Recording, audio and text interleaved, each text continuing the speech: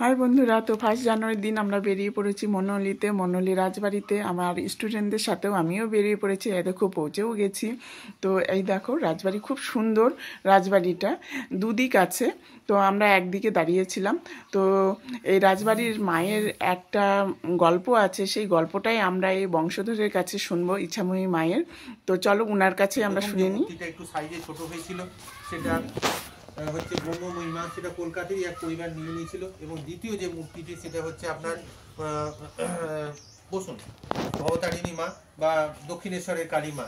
সেই নবীন ভাস্করের তৈরি চতুর্থ মূর্তিটা আমাদের এই গৃহ মন্দিরে আছে। তা সেটা হচ্ছে আমাদের কি বলে ইচ্ছাময়ী কালী।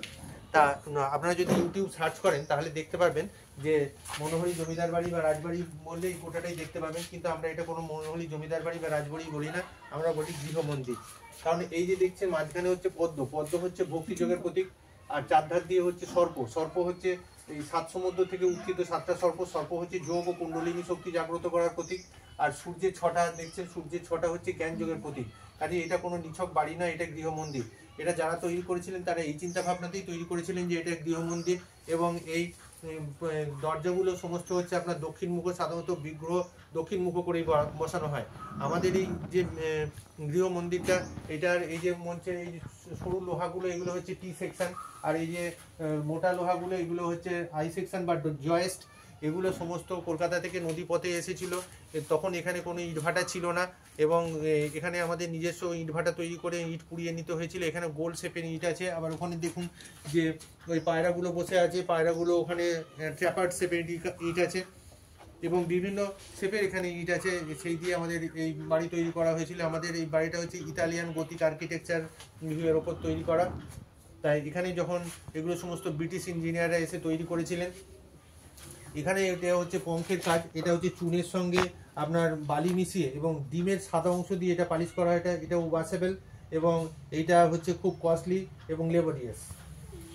তা এখানে আপনারা এসেছেন, আমাদেরও খুব সৌভাগ্য।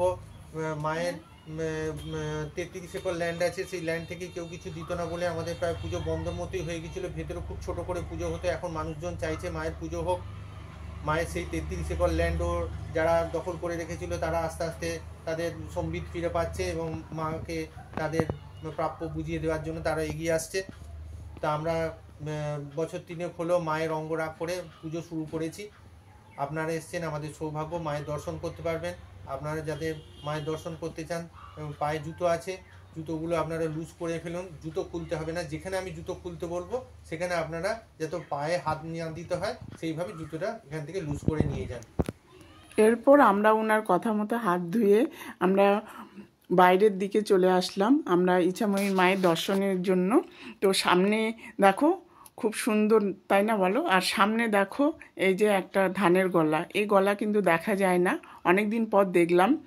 তো পিছন দিকে দেখো বাগান, অনেক ফলের বাগান আছে, ফুলের বাগান আছে। তো ভিডিওটা আমি একদম ছোট্ট করে করেছি, বেশিক্ষণ করতে পারিনি। এটা এক সাইডের রাজবাড়ির ভিডিও, আরেক সাইডে আছে, আরেক সাইডে আমি করতে পারিনি কারণ সন্ধ্যা হয়ে গিয়েছিল, সেই জন্য করতে পারিনি। প্রথমে 8 জন করে প্রবেশ করালো ভিতরে মায়ের দর্শনের জন্য।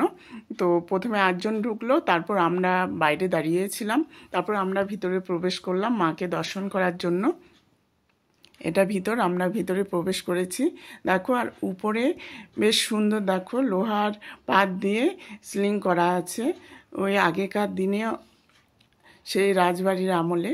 তো আমরা ঢুকেই প্রথমে আমরা মায়ের দর্শন করলাম।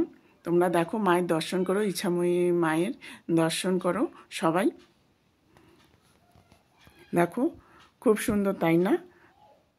মায়ের দর্শন পাওয়া কিন্তু খুব ভাগ্যের ব্যাপার ইচ্ছাময়ী মায়ের। তো আমি দর্শন করে তারপর বেরিয়ে পড়লাম এই যে মন্দিরে, এখানে পুজো হয়। তো আমি ভিডিওটা বেশি করতে পারিনি, আমরা অনেক দেরিতে গিয়েছিলাম, সন্ধে হয়ে গিয়েছিল। বন্ধুরা এটুকুই, তোমরা যদি দেখতে চাও এই রাজবাড়ি তাহলে অবশ্যই মনোহলিতে এসো। তো বন্ধুরা ভালো থেকো, বাই।